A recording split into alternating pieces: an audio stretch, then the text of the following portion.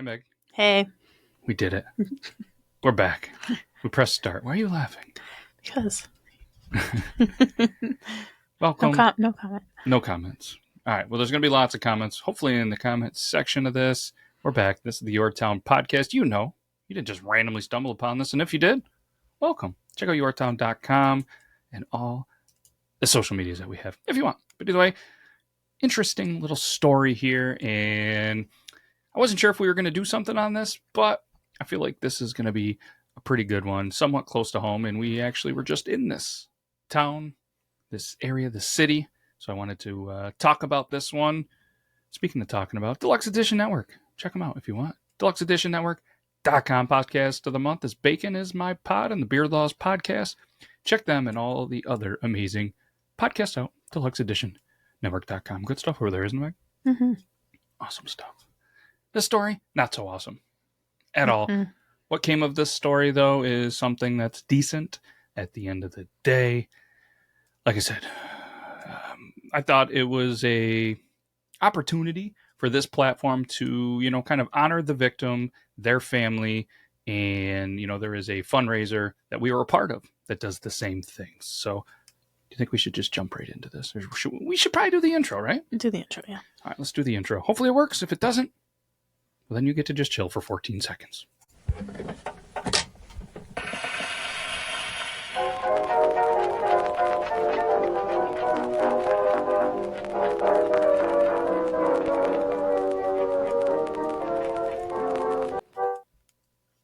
We're back.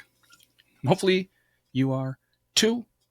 And hopefully your hangover's not too bad, because the time of the recording, it's St. Patrick's Day.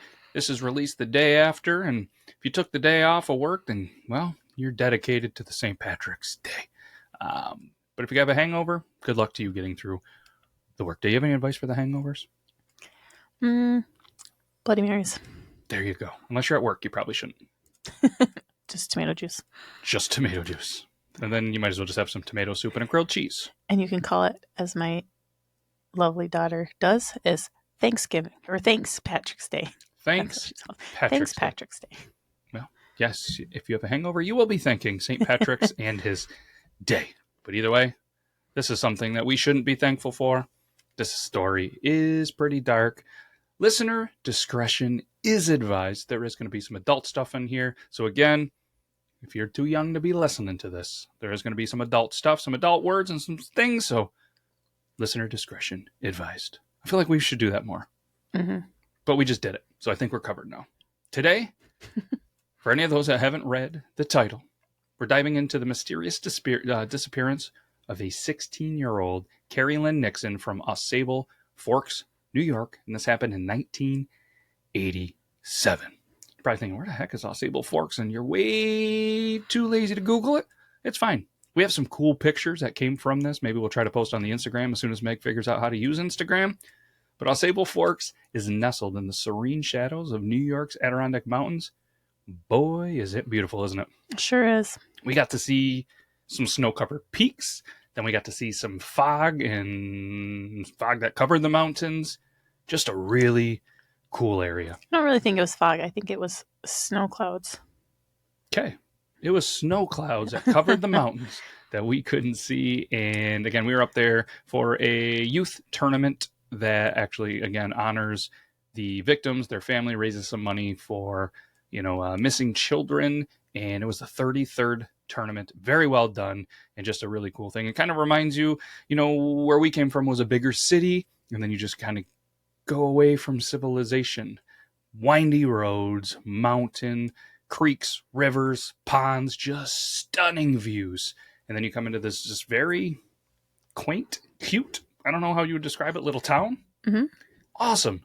Looks like right out of the history books. I mean, just an old community center. Limited cell service. Very limited cell service. And just a really awesome area. I mean, just we got to see a lot of it. Some back roads, some main roads, some wildlife, a lot of moose.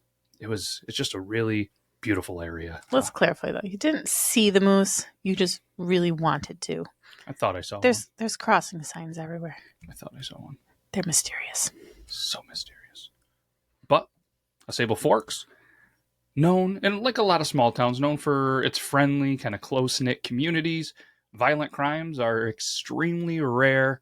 So obviously, when Carrie goes missing, it sent not only shockwaves through the town, the county, the state, and the nation. Just unbelievable. But and you kind of hear the same kind of things, when you hear stories like this. That and Carrie's no exception here. Just not an average teenager. Excelled in school, star pitcher on the high school softball team. Had just dreams of becoming a singer, a songwriter, and just never got in trouble. Just a great, great kid. And it seems like a lot of unfortunate things happen to just kids like this. And let's just go for it. June 22nd, 1987, the fateful evening. Carrie, around 9:30 p.m., left the home just like she had done several other times, just needed to run an errand for her father, Gary. She was going to Thomas's Country Store, which is just a few blocks away from their house. Goes in, purchases some groceries. Last seen leaving the grocery store around 9:55, was just going to head back home. So she leaves there, goes down a familiar path, Palmer Street, says hello, changes some greetings with a neighbor. This is about 10:05. Everything seems ordinary. But by 10:10, just 700 feet away from her house, she vanishes without a trace. Even though there was a group of boys that passed by, they just saw an empty street. Somehow within 5 minutes, 700 feet from her house, she disappears. Dun, dun, dun. Dun, dun, there it is. So in the quiet neighborhood where she was born and raised, Carrie Lynn Nixon disappears without a trace. Her mother, Kathy, recalls the horror of waking up to find her daughter missing from her bed around 6 a.m. And since that fateful morning, Kathy describes living in a nightmare with no end in sight. Man, I couldn't imagine. So sad. Terrible. So as news of her disappearance spread, authorities launched a massive search effort spanning a 50-mile radius around Osable Forks. Local fire departments and volunteers from the nearby Air Force Base joined forces in the search. But despite their efforts, Carrie remains missing. Captain Robert Liu of the New York State Police grimly remarked that it was as if she vanished into thin air. Investigator Richard Sipek? Sounds right. Yeah, nailed it. 2 for 2. I'm going to quit saying names now. Of the New York State Police uncovered clues in Carrie's letters to a friend. In her correspondence, she expressed a desire to leave Osable Forks and start just kind of a new life in places like Hawaii, Florida, California. Which, I mean, a lot of teenagers from a small town. We lived in small towns. You wanted to do big things. Explore. See the world. But do you think Carrie really was like, you know what? I'm out of here. I'm going to Hawaii, California, Florida. I'm getting somewhere else. You think I, voluntarily left? She did? Or is there more to this case than meets the eye? I feel like there's more to it. There is.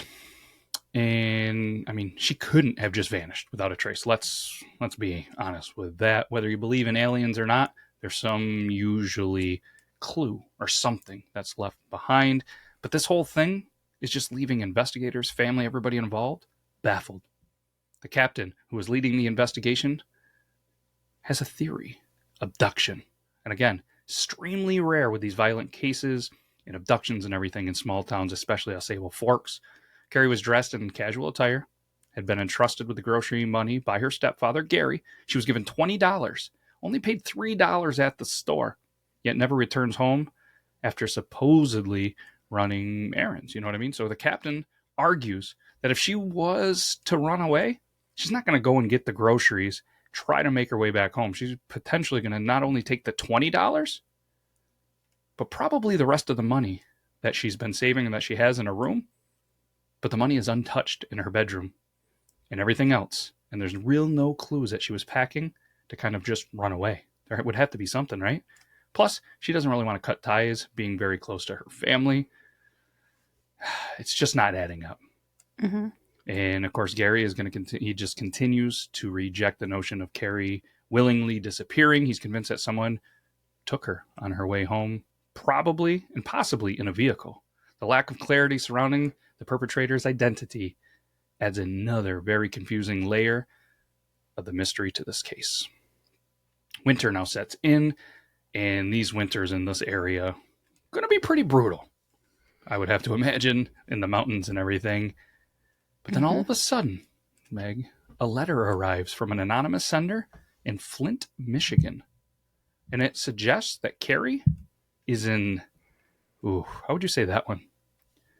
Udoville, South Carolina.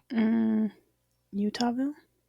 Utahville, South Carolina. I don't know how to say it. If you're from this area, please let us know how you pronounce it, and we'll fix it on our next episode. South Carolina. The Nixon family, they embark on a journey to investigate the lead, hanging up flyers and finding unexpected hope in a small town. Shirley Knappel, a local resident, sorry if I said your name, any of the family, not good with names. That's part of the fun here. They recounted an encounter with a shy 16-year-old who introduced herself as Carrie. Mirroring the description provided by the family, she had seen Carrie's picture on one of the flyers posted by her family. She said that she recognized her immediately because she had just seen about her 3 weeks earlier. Her hair and earrings were the same as in the picture, but most importantly, her name was the same as the girl that had been introduced to her. Interrupting. You can interrupt. She didn't see about her. She saw her about. Makes a difference. Yes. Both are much different things. So she sees her. They have a brief conversation. And apparently, she wasn't the only one. More and more sightings are starting to emerge. And actually, the police chief of this place in South Carolina, Russell Parker, holds on to the belief that Carrie is alive, offering a glimmer of hope in the midst of uncertainty. The details were hard to come by on the encounter, so the New York State Police, with her agreement, decided to put her under hypnosis, hoping that maybe she can remember some very key details. And the person that they put under is that Shirley, the local resident in South Carolina that talked to her. For anybody confused, I saw Meg look at me like, wait, who'd they put under? I was trying to piece it together. Okay. So yeah, they put her under there, and the hypnotist asked her to go back to the day that she saw the girl. She recalls that it was a hot day.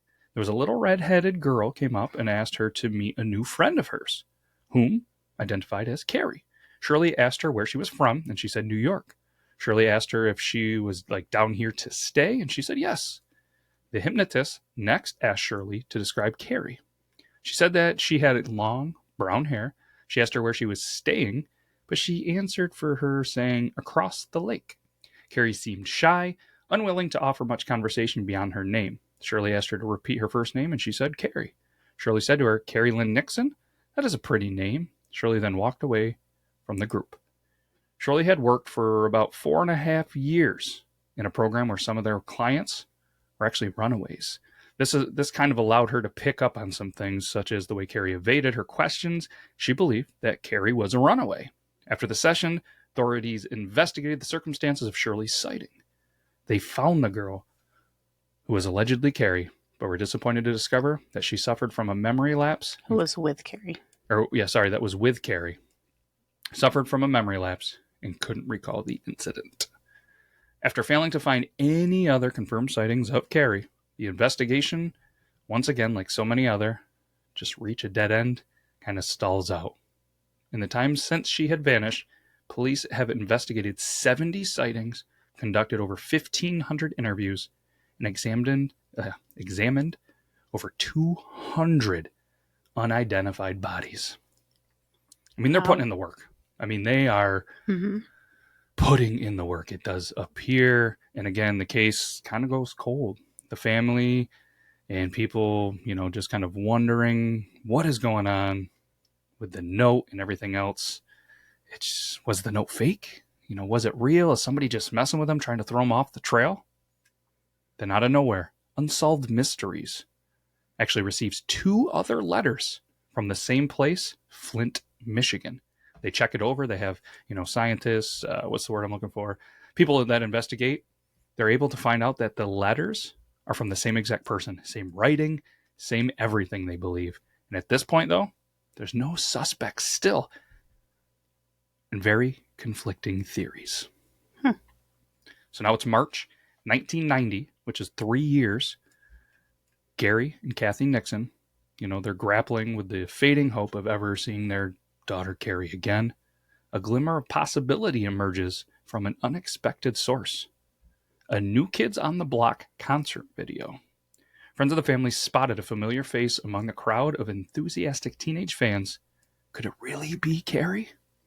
The footage captured during the Hangin' Tough Live concert, which was in Los Angeles on June 5th, 1989, left Gary and Kathy stunned. They couldn't believe their eyes as they watched the girl in the video. Her resemblance to Carrie is uncanny. They played and replayed, watched and watched and watched, searching for any signs that it could actually be their long-lost daughter. Their cautious optimism grew as investigators joined the investigator. What did I say his name was? Sipek? Sipek? Yep. Yeah. He then gets wind of this, joins the investigation. He views it, and upon viewing the video, he too sees the very striking similarity between the girl and Carrie.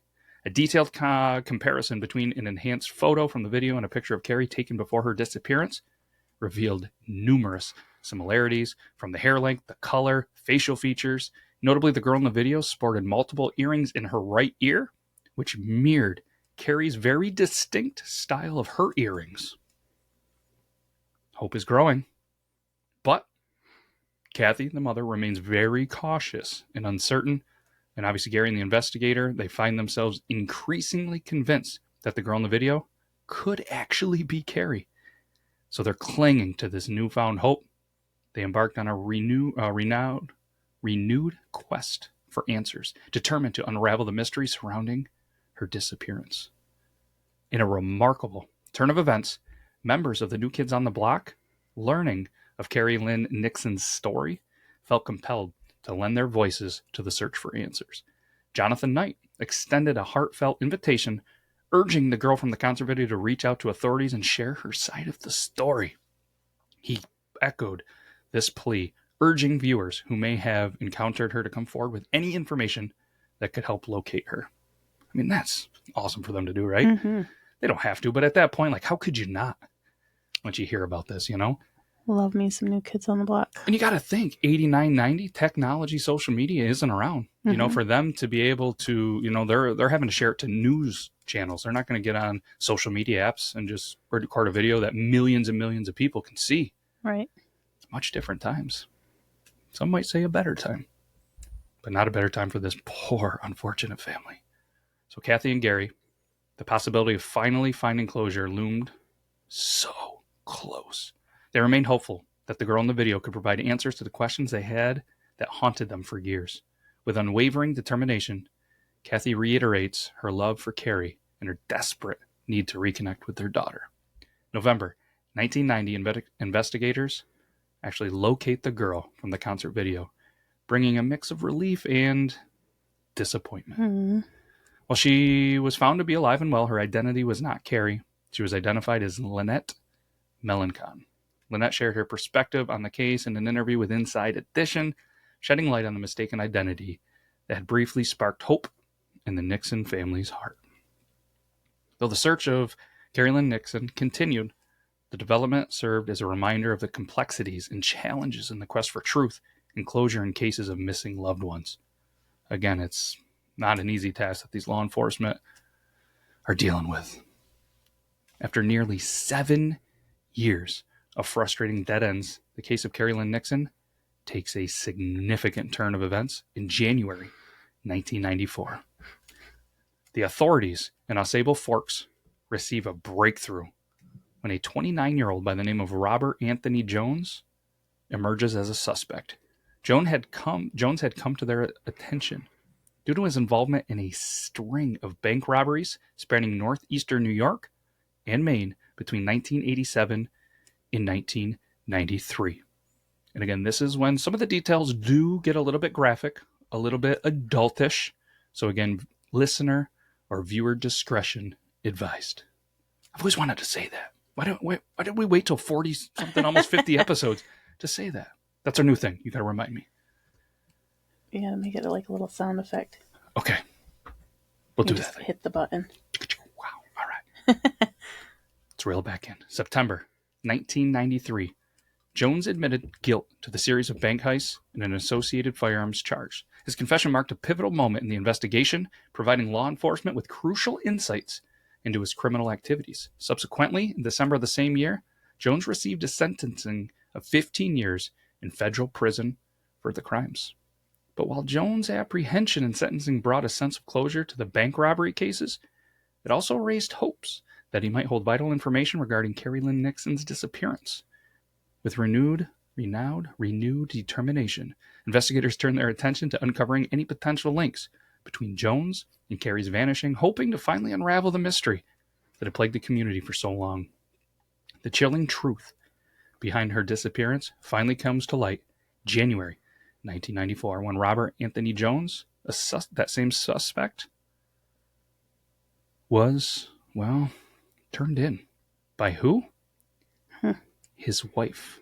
She reveals a shocking confession that Jones had admitted to killing Carrie. Theresa, how do you say it? Teresa, right? Theresa? I would say Theresa. Theresa, because she's facing her own legal consequences for involvement in the robberies, persuaded Jones to confess to authorities in exchange for a potentially lighter sentence. Jones's account of the events on the night of June 22nd, 1987, painted a horrific picture. He confessed to not only abducting Carrie at gunpoint from a neighborhood market in Osable Forks, then he rapes her and ultimately murders her at his parents' remote cabin in Jay, New York. He then buries her remains near the cabin. Sorry, it's just hard to even discuss this story. It's just disgusting. He then buries at his parents' cabin.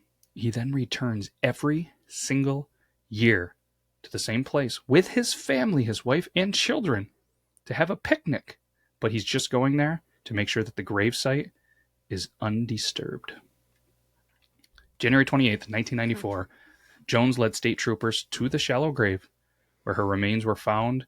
Her clothing, shoes, and even the groceries she had purchased on the night of her abduction were found.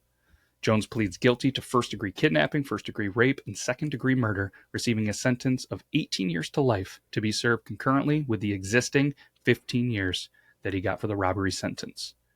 The wife receives 2 years probation for her role in the robberies, and then coupled later would go on to divorce. Despite Jones's attempts at parole, his requests have all been denied, with the parole board citing that the severity of his crimes and the community's opposition to his release going to keep him in jail for a very long time. So, in the wake of these tragedies, Carrie's family found kind of some solace in honoring her memory. They established a scholarship fund in her name, ensuring that her legacy would live on forever. However, their grief deepened with the loss of Carrie's brother, Jonathan, to ALS in 2007. Then there was the passing of Gary, who was Carrie's father, in 2011. Though their lives were changed forever, through the heartache, Carrie's memory endures as a testament to love, resilience, and the enduring pursuit of justice. Unreal. It's a sad story. It's just unbelievable. And that's why it's not only did we want to kind of tell our story, something that, we've been able to personally help with the, 33rd Missing Children's basketball tournament that we were a part of. Like I said, the community still honors that family and in a way that the community truly does love. And it's all about the kids, and they do such a great job. And like I said, it's just one little way that you can continue helping not only remember Carrie, but help anytime children do become missing. So, you want to do the quote? Sure. All right. One missing child is one too many, by John Walsh. Yep, very well said, John Walsh. Shout out to our sources, Unsolved Mysteries in the PressRepublican.com, unsolvedmysteries.fandom.com, PressRepublican.com, and our favorite site, Wikipedia. We love you, Wikipedia. But that's all we got. Can't thank you enough for listening. We're going to be back with another episode again next week. If there's anything that you want us to cover, you have any recommendations of a town, a place, a story, please shoot us a message on Instagram, email, anywhere. Yorktown.com has all the links, episodes, some pictures, and we're going to continue to try to do some more on the Instagram. Maggie, you going to learn Instagram today? No. All right, we'll continue. Zach, if you're listening, maybe jump back on the Instagram. If not, we'll continue to do what we do. This is all for fun, and we can't thank you enough. Hopefully, you're enjoying this. That's all I got. You got anything else, Meg? Got nothing. All right. Well, again, at the time of the recording, it's St. Patrick's Day. We're going to go have ourselves some potentially Irish food and some beverages. Happy Thanks Patrick's Day. Happy Thanks Patrick's Day, everybody. Thanks for listening. We'll see you next week. Bye.